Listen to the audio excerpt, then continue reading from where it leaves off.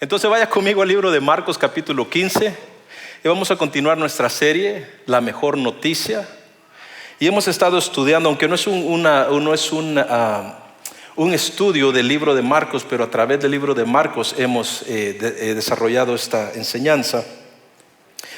Y la semana pasada nuestro pastor Edgar, nos presentó cuál era la misión de Cristo. Dijo que Cristo vino a buscar a los inadecuados. Jesús vino no por los justos, sino por los pecadores.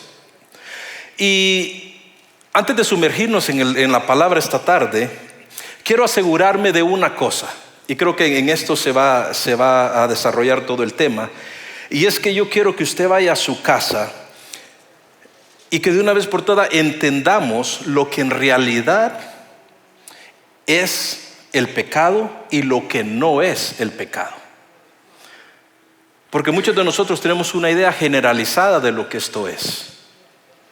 Y muy probable que sea una idea errónea, pues es una idea generalizada, no especifica lo que el pecado es. No estoy seguro de que nosotros pensemos o que pensamos en realidad la magnitud del impacto que tiene el pecado en la vida del ser humano.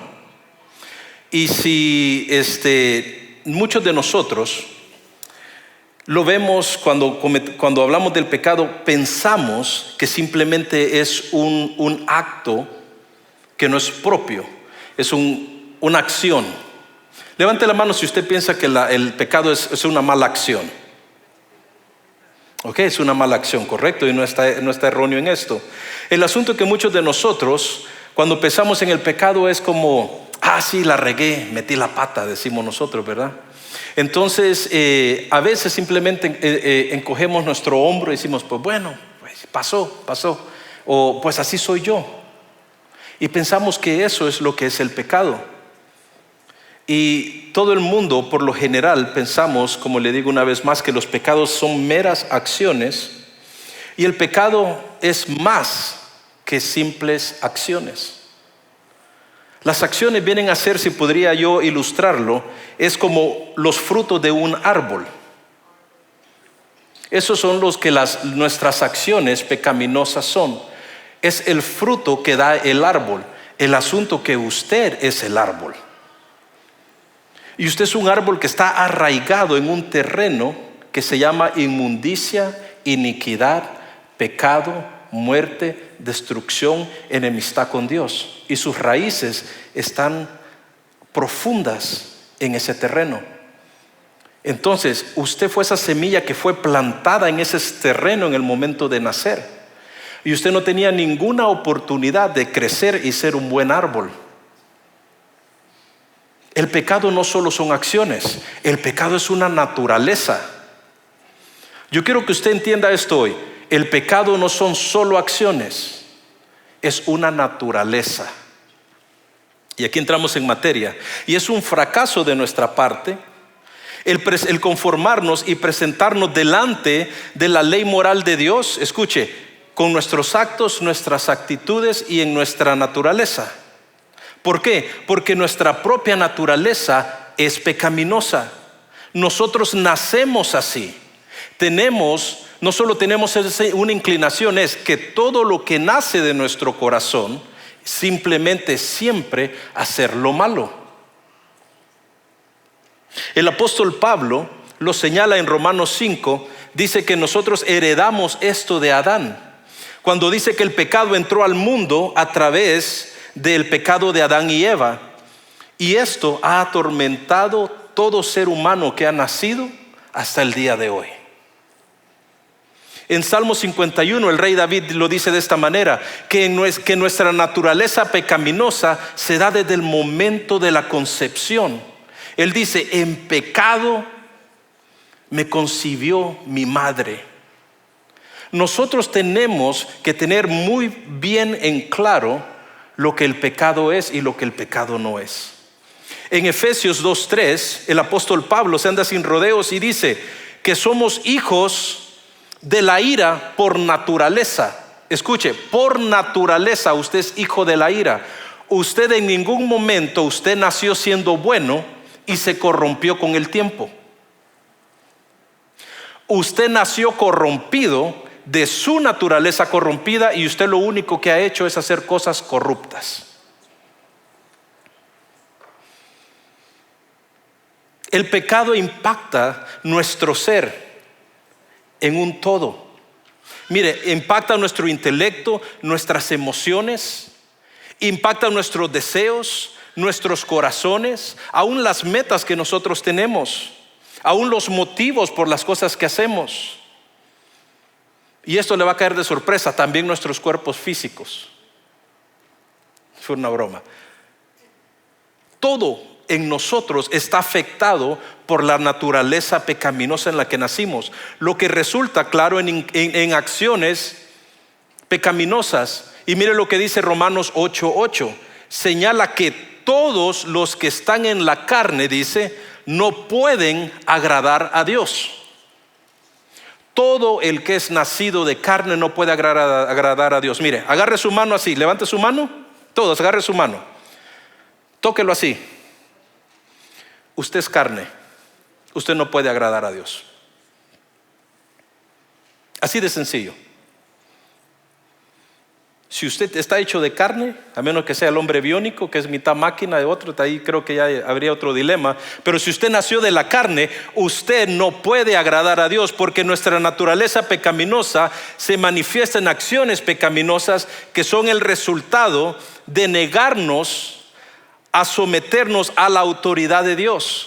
Por naturaleza nosotros nos rehusamos a reconocer a Dios como la autoridad sobre nuestra vida y que Dios tiene un corazón para cada uno de nosotros para nuestro bienestar. Nosotros por naturaleza nos negamos a someternos a lo que Dios ha establecido. Eso es ignorar a aquel que te dio la vida, aquel que te creó y creó el mundo en el que tú estás habitando. Dios se abstiene repetidamente de darnos lo que nosotros merecemos. Salmo 103 dice que Él no nos paga conforme a nuestras acciones. Dice que Él no nos da el castigo que merecen nuestras iniquidades, sino que extiende su gracia y su amor. Aunque usted es carne, aunque usted en su naturaleza es enemigo de Dios, Él aún así no le paga por lo que usted se merece. Usted y yo, hermano, voluntariamente elegimos nuestro reino antes del reino de Dios. Elegimos nuestros deseos antes de los deseos de Dios. Públicamente nos rehusamos ante la autoridad más grande que existe, la autoridad del Señor. Imagínese usted. Mire, cualquier parecido con la realidad es mera coincidencia. Esto es lo que voy a decir. Imagínese que usted va manejando y va en una zona de 35 y por lo típico nosotros manejamos como a 78, ¿verdad? Y entonces de repente, injustamente le encienden unas lucecitas atrás, ¿verdad? Porque usted dice, bueno, y eso, o sea, hasta sentimos que es una ofensa, ¿verdad? Aparte del paro cardíaco que le da a uno en ese momento, se pone frío.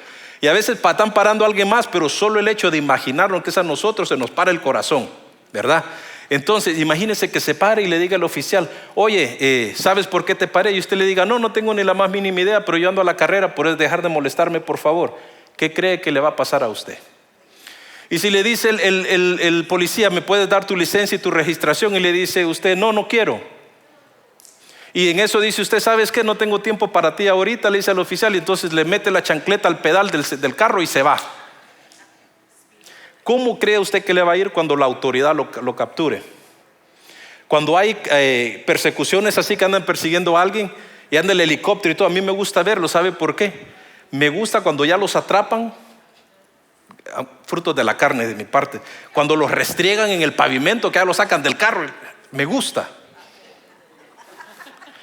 y se le pone la rodilla en la espalda y dice usted, es que se lo merece, ¿verdad?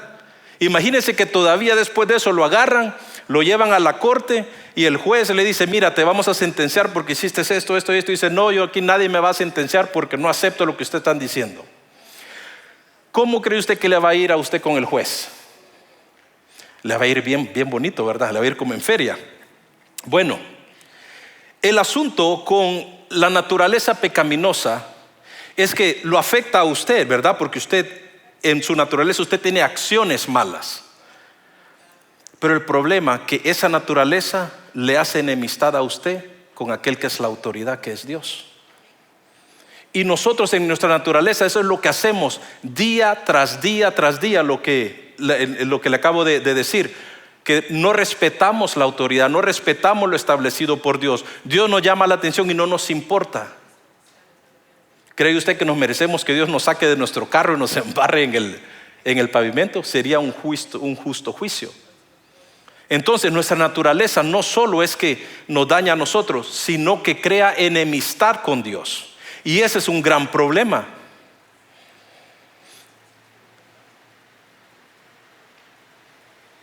Eso es lo que usted y yo podemos esperar del pecado.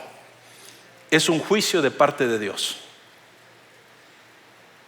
Porque estamos voluntariamente enemistados con Dios. Entonces el pecado no solo es malas acciones. El pecado es enemistad con el Señor. ¿Alguna vez usted ha tenido alguna amistad, tal vez en su relación de pareja, en su matrimonio, alguien que usted quiere mucho y de repente sucede algo y hay un distanciamiento?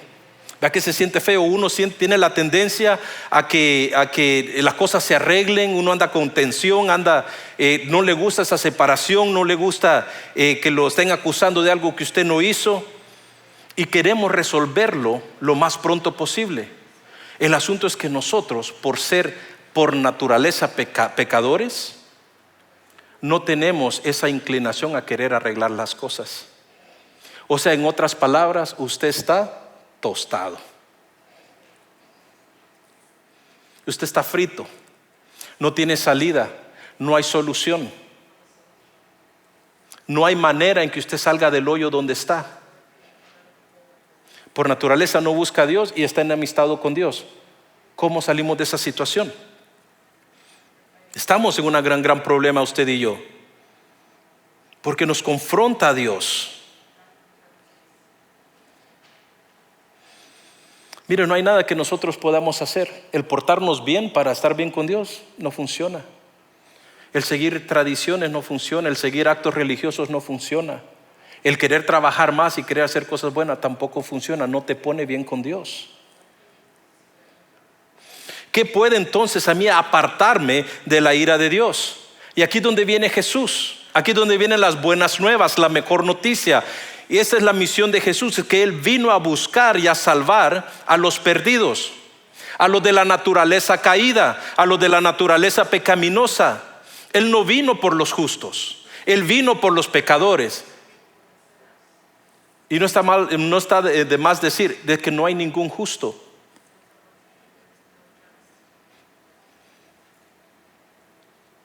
Jesús vino a traer esa reconciliación.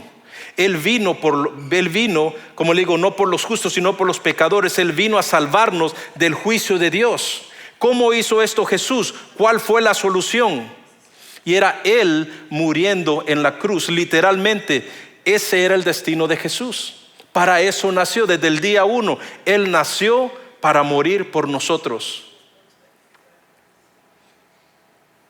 Satanás quiere que usted y yo minimicemos o no le demos la importancia o la magnitud de lo que el poder del pecado hace en el ser humano. Por eso le dice, solo la regaste ahorita. Todo el mundo la riega. Tampoco te vas a morir por eso, ¿verdad? El enemigo quiere que usted piense que el pecado es algo sin importancia, que solo fue un error de comportamiento. Jesús no vino a morir por errores que nosotros hacemos.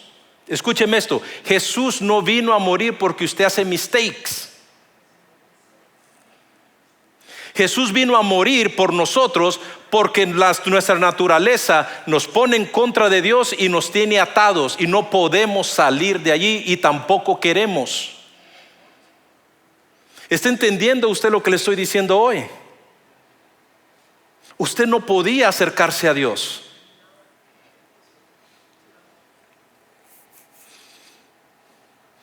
Vamos a leer un poco de Marcos capítulo 15 Y usted va a ver allí, se va a dar cuenta de cómo actúa un corazón pecaminoso, cómo se comporta un corazón pecaminoso y cómo ve las cosas una persona pecaminosa. Mire, si resumimos, ¿qué fue lo que llevó a Jesús a la cruz? Fue el que él afirmó que él podía perdonar pecados. El diablo no le gusta eso, porque eso le traería libertad a usted. ¿Qué más? Que él también dijo que él era la resurrección y la vida, y él empezó a resucitar muertos. El diablo no quiere que usted sea resucitado y traído a la vida. El diablo creó todos estos dramas, traiciones, el arresto de Jesús, un juicio tan injusto que le hicieron, lo ridiculizaron a Jesús, lo golpearon. Aún los que andaban con él mismo lo negaron. Entonces quiere decir que Jesús vino por algo realmente importante. Él no vino solo a perdonar los errorcitos que usted hace. Mire, vaya conmigo a Marcos 15 y el verso 20 dice: y le sacaron para crucificarle. Así empieza esa narración, dice, y le sacaron para crucificarle. O sea, para matarlo. Eso es lo que el ser humano hace a aquel que puede traer una respuesta a la situación que usted tiene.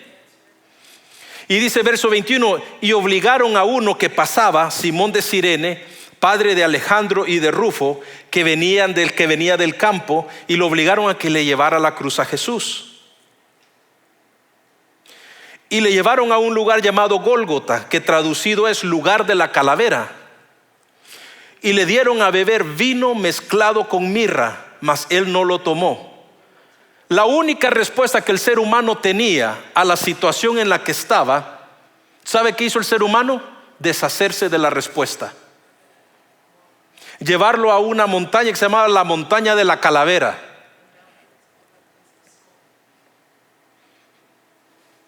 Cuando le hubieron crucificado, dice, repartieron entre sí sus vestidos, echando suertes sobre ellos para ver qué se llevaría cada uno. Así es como los soldados que estaban ahí, así es como miraban a Jesús. ¿Qué podemos quitarle de valor que él traiga encima? Y no se fijaron el valor de lo que él representaba. Así es como nosotros miramos a Jesús. Así es como la naturaleza pecaminosa mira al Salvador.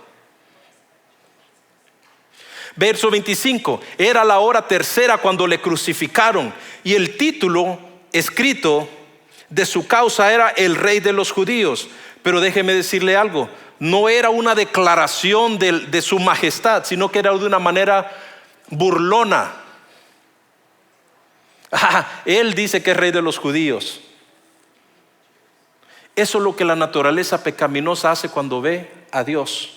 Se ríe de él y dice: tú no eres mi rey, tú no eres mi autoridad. Y crucificaron también con él a dos ladrones, uno a su derecha y la otra a la izquierda. Y se cumplió la escritura que dice: fue contado con los inicuos. Y los que pasaban, dice, le injuriaban y movían su cabeza diciendo, riéndose de él, dice: tú que derribas el templo de Dios en 3 días, tú que derribas el templo de Dios y en 3 días lo reedificas, sálvate a ti mismo. Se burlaban de Jesús. Desciende de la cruz, le decían. Verso 31, de esta manera también los principales sacerdotes, encarneciendo, se decían unos a otros con los escribas: a otro salvó, riéndose de él, y a sí mismo no se puede salvar. Mire lo que el corazón pecaminoso dice. Él dice que es el Cristo, el Rey de Israel. A ver, desciende ahora para que yo crea en ti. ¿Usted cree que Jesús tiene que probarle a nosotros quién Él es?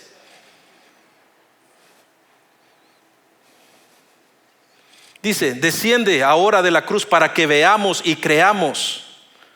También los que estaban crucificados junto a Él, dice que le injuriaban. Cuando vino la hora sexta, hubo tinieblas sobre toda la tierra hasta la hora novena.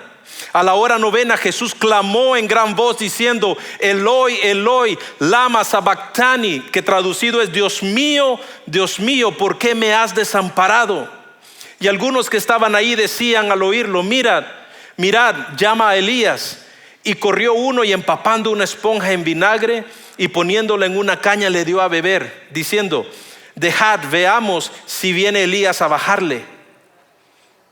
Seguían burlándose de Jesús, porque eso es lo que la naturaleza pecaminosa del hombre hace.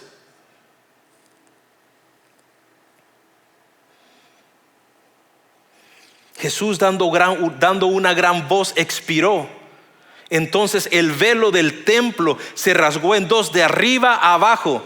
Y escuche, el único que lo pudo ver como él en realidad era ese centurión que estaba frente a él. Mire lo que dice el verso 39. Y el centurión que estaba frente a él, viendo que después de clamar había expirado así, dijo: verdaderamente este hombre era hijo de Dios. Yo le aseguro que ese tipo, su vida fue transformada.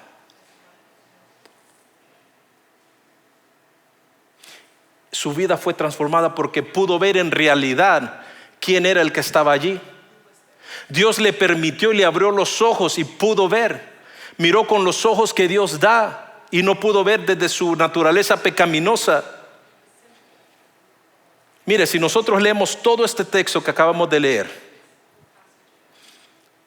sin el contexto de entender lo que en realidad el pecado es, todo lo que acabamos de leer simplemente fue una tragedia, la pérdida de una buena vida.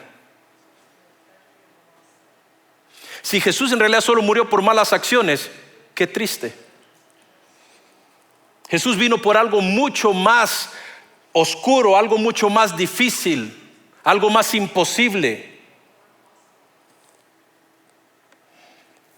Jesús no fue un desperdicio de vida. La cruz era la misión de rescate de Dios a través de Jesús. No podíamos salir de la condición en la que nacimos.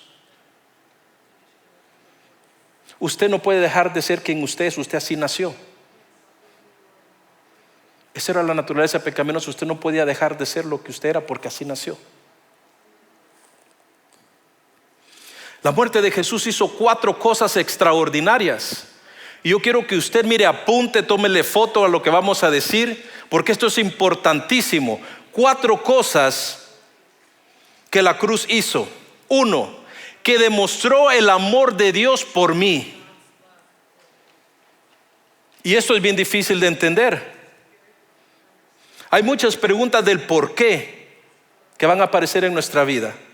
¿Por qué se murió mi mamá? ¿Por qué se murió mi esposa? ¿Por qué se murió mi hijo? ¿Por qué me dio cáncer? ¿Por qué estas dificultades? ¿Por qué perdí todo?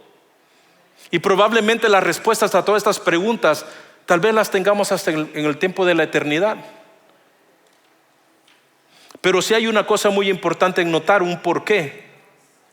Y es que es difícil que nosotros aceptemos la respuesta de que a Dios no le importábamos.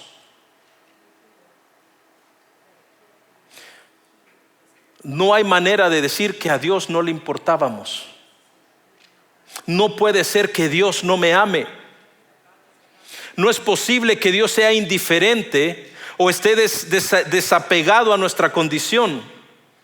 Dios toma, escuche, nuestra miseria y nuestro sufrimiento tan en serio que Él mismo estaba dispuesto a asumir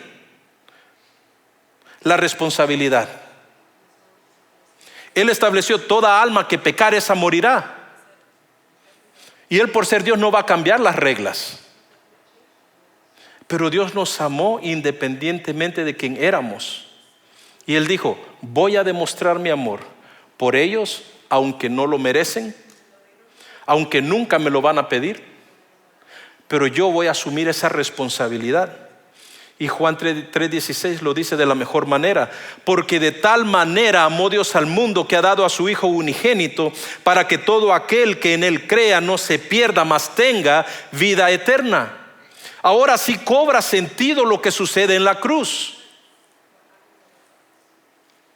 Romanos 5:8 dice, lo resume de esta manera: pero Dios muestra su amor por nosotros en que, siendo aún pecadores, Cristo murió por nosotros. Tenga esa certeza, Dios lo ama. Y Dios ya hizo lo que tenía que hacer para demostrarle el amor a usted, sin usted mover un dedo. Y dice, y nosotros le amamos porque Él nos amó primero. Segundo punto, ¿qué más hizo la cruz? Aparte de demostrar el amor del Padre hacia mí, la cruz pagó mi deuda. El pecado tiene que ser tratado, pero para ser tratado hay que pagar la deuda. Esa deuda que tenemos con Dios, estamos bajo la autoridad de Dios. Dios es el autor de las cosas. Y debido a que Él es el autor de las cosas, Él tiene la autoridad sobre todo lo que ha creado. Lo que significa es que Él tiene el derecho absoluto de imponernos reglas y obligaciones.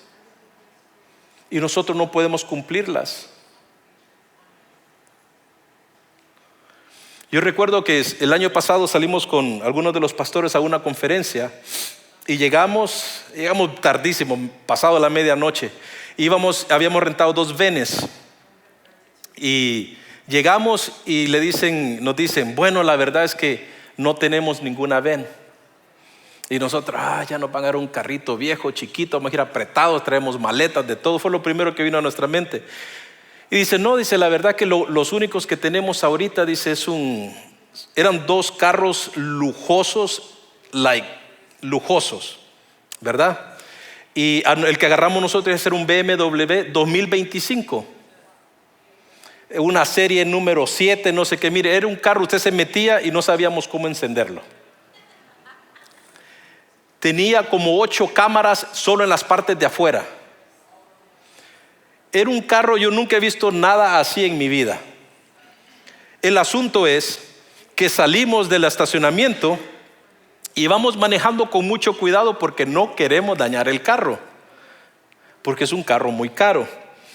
Siguiendo la dirección del mapa, hacemos un giro erróneo y nos metemos en contravía en la autopista. Y miramos el montón de carros que vienen. Y dice el pastor, a mí lo que me preocupó no era que nos muriéramos, dice, sino que ¿cómo vamos a pagar este carro? Y le dijo, ¿cómo que no somos importantes? Sí somos importantes. Pero el asunto es que así somos nosotros. A veces le damos más importancia a las cosas que son secundarias y nuestra vida no la consideramos importante. Ahora, imagínense, nosotros chocamos ese carro. ¿Cómo pagamos esa deuda? Y el asunto es que a veces nosotros miramos el pecado de esa manera. Le di un rasponcito, le di un toquecito, lo pago, hago un plan de pagos y ya estuvo. El asunto es que con Dios no se puede. La deuda que tenemos con Dios es como agarrar muchos de estos carros y destrozarlos todos. No hay manera que usted lo pueda pagar, sobre todo si ya lo tienen en el bote. ¿Cómo hace ingreso? ¿Cómo lo paga? Ya no se puede. Entonces, eso es lo que Dios hizo con nosotros a través de Jesús. Jesús pagó ese precio por nosotros en la cruz. Marcos 10:45 lo dice de esta manera: porque el Hijo del Hombre no vino para ser servido, sino para servir y para dar su vida en rescate por muchos. ¿Qué es un rescate? Ese es el pago exigido o pagado por la liberación de un preso. Al pagar el precio de nuestro rescate, Jesús nos redime. Ahora bien, ¿qué significa esto? Y esto es espectacular. Hay 2 palabras griegas en el Nuevo Testamento que hablan sobre esto. La primera es agorazo, que significa comprar algo que está en el mercado. Y eso es lo que Jesús hizo. Dice en Romanos 7:14 que nosotros éramos esclavos bajo el pecado. Pero Primera de Corintios 6:20 dice: y fuimos comprados por precio. Jesús fue al mercado donde nosotros estábamos como esclavos y nos compra a precio de sangre. Y nuestra libertad fue comprada de esa manera cuando Él muere por nosotros. O sea que Jesús se convirtió en nuestro fiador. ¿Y qué es una fianza? Es un término económico igual que la palabra deuda. Es como cuando usted va a querer comprarse un carro al dealer, pero usted gana el mínimo, no tiene para el down payment y se lleva a su papá o a su mamá o a su tío, a su hermano mayor, que aquel sí hace buena feria, ¿verdad? Y usted no puede pagarlo, pero usted se lleva al cosigner y le dice, oh, it's okay, fírmalo. Si él no lo puede pagar, yo lo pago. Eso es lo que Jesús hizo. Dijo, ellos no lo pueden pagar, yo estoy bien con la deuda, démenla a mí, no importa qué tanto es, yo lo pago.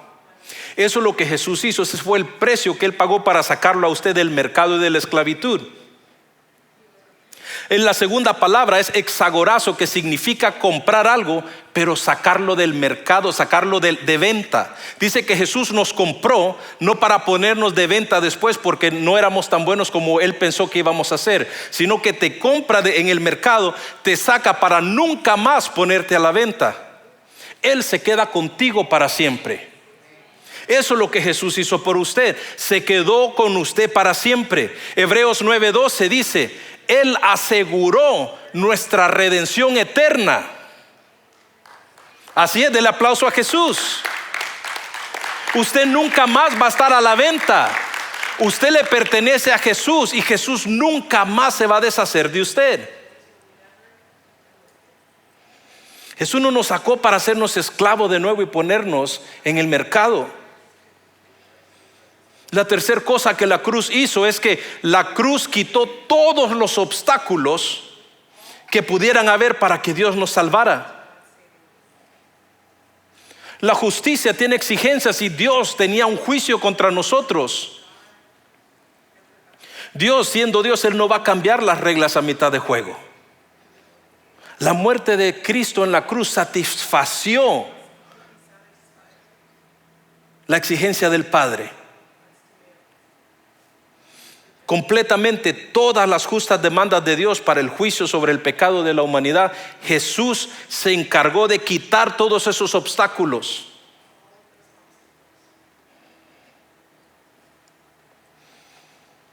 Jesús también se convirtió en nuestro mediador. No solo pagó el precio, sino que se aseguró de que hubiera paz entre Dios y nosotros. Él se aseguró de que la relación volviera a estar así. Eso es lo que Jesús hizo por nosotros. Jesús vino como un mediador entre dos partes opuestas y su objetivo número uno era hacer la paz, tratando con el problema que había creado ese distanciamiento y esa enemistad. A eso se le llama reconciliación. Y no es solo, como le digo, que fuimos perdonados de nuestros pecados, sino que ahora estamos en paz con Dios. Hay mucho creyente que sí aceptó el sacrificio de la cruz, pero vive todavía con culpa, como que le debe a Dios. Jesús ya lo pagó. Él pagó todo el precio. Eso es lo que se le llama justificación. La justificación es estar legalmente bien con Dios. Usted es Dios declarando nuestra justicia, porque ahora somos justos a través de Jesús. ¿Y qué es la justicia? Es la pureza moral, un atributo que pertenece solo a Dios. Él es el único verdaderamente justo. Sin embargo, ahora el cristiano es considerado justo ante los ojos de Dios cuando recibimos a Jesucristo por la fe. Que aunque somos culpables de la muerte eterna en un infierno, somos hechos justos por la obra de Cristo en la cruz. Cuando nosotros por fe recibimos lo que Jesús hizo, ponemos toda nuestra esperanza en lo que Jesús hizo, salimos de esa sala de tribunal donde se nos iba a hacer juicio y salimos sin cargos en nuestra contra. Salimos sin temor a futuras acciones legales por nuestro pecado y salimos sin temor al castigo eterno. En lo que concierne a Dios, es como que nosotros nunca hubiésemos pecado. Eso es extraordinario lo que Jesús hizo. Jesús no solo vino a pagar por nuestros errores, vino a redimirnos de nuestra naturaleza sin que nosotros lo pidiésemos. La cuarta cosa es que la cruz garantiza mi salvación. Escuche, no solo la ofrece, me la garantiza. La creencia general de que Cristo solo murió por los pecados de todo el mundo no es suficiente. Acuérdense, todo lo que es generalizado no es claro. Tiene que haber una convicción personal de que Jesús se convirtió en mi sustituto y murió por mi pecado. Tiene que haber un arrepentimiento y un reconocimiento de quién soy yo. Él intervino y tomó una frase que debía haber sido nuestra: culpable. Eres un culpable, eres un pecador. Él estaba en lugar de los verdaderos criminales. Él tomó el castigo que usted y yo merecíamos. Él sintió el aislamiento y el abandono por parte del Padre cuando el pecado se puso sobre él. Literalmente, escuche esto, experimentó la ira de Dios. Jesús pasó el infierno de la cruz para que nosotros pudiéramos escapar del infierno en la cruz. Eso es lo que Jesús hizo. Y eso es extraordinario. Él se convirtió en nuestra propiciación.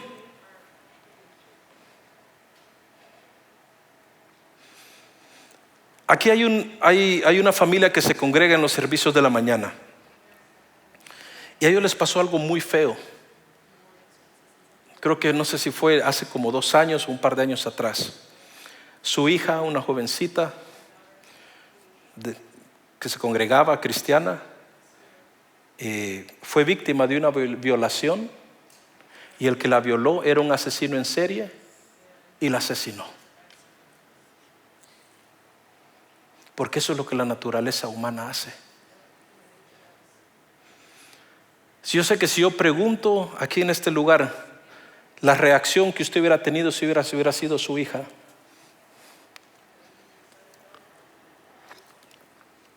cualquier exclamación de odio, de ira, creo que sería muy justificado. El desearle la muerte a esa persona sería justificado, ¿verdad? Bueno, aquí le va. Usted y yo éramos esos asesinos y violadores. Si esa hubiera sido su hija, ¿usted hubiera aceptado que alguien hubiera tomado el lugar de esa persona para pagar por lo que hizo? ¿Hubiera usted aceptado un sustituto, un reemplazo? Pero Dios sí lo hizo. Aceptó a su hijo como reemplazo por lo que usted y yo hicimos en nuestra naturaleza caída. Ese es el amor de Dios. Eso es lo que Jesús vino a perdonar. Es injusto, pero nos hizo justos y nos presentó delante del Padre justificados, reconciliados. El pecado no solo son acciones malas. Romanos 3, verso 23 dice: por cuanto todos pecaron y están destituidos de la gloria de Dios. Pero el verso 24 lo cambia Jesús y dice: y son justificados por su gracia como un regalo mediante la redención que es en Cristo Jesús, a quien Dios presentó como un reemplazo, una propiciación, un mediador, como el que iba a pagar la deuda, dice, por su sangre, para ser recibido por la fe. Usted solo tiene que creer lo que Jesús hizo. Jesús no solo se convirtió en nuestro fiador, se convirtió en nuestro sustituto y en nuestra propiciación, pero también se convirtió en el medio de acceso hacia el Padre. No solo lo perdonó, ahora usted puede entrar confiadamente delante del trono de la gracia. Usted no entra por una esquinita pensando: seguramente aquello que sí hice, probablemente eso no me lo perdonó de verdad. Usted puede entrar, dice, confiadamente a la casa de su Padre. Eso es lo que Jesús hizo. Quitó la inmundicia de nuestra naturaleza y quitó todo estorbo para restaurarnos. El velo se rompió. Ahora tenemos acceso. Si el grupo de alabanza puede subir, por favor. Le dije, vamos a tener comunión en esta tarde. Yo lo que quiero es que usted entienda en realidad qué es lo que simboliza la comunión. ¿Por qué el cuerpo? ¿Por qué la sangre?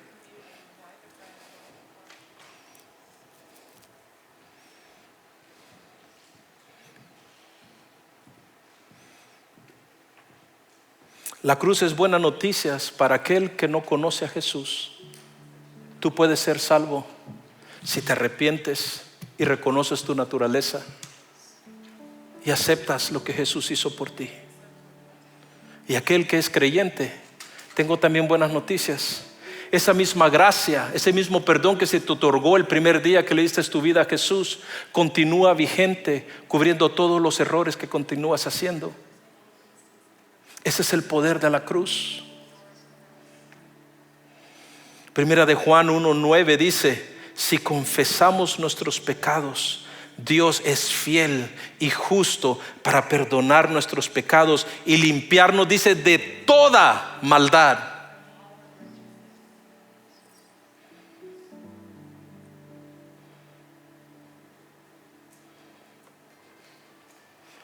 Gracias, Jesús, por lo que has hecho por nosotros. Perdón, Señor, si no habíamos entendido la magnitud de tu obra redentora en nuestras vidas. Gracias, Jesús, por tu gracia y por tu perdón. Gracias por derramar tu sangre por nosotros. Gracias por dar tu vida por nosotros. Gracias, Jesús. Lo único que podemos hacer es mostrar gratitud a tu nombre y darte gloria a ti, Padre, por lo que tú has hecho a través de tu Hijo. No hay palabras para describir lo que tomó lugar en esa cruz. Gracias, Señor.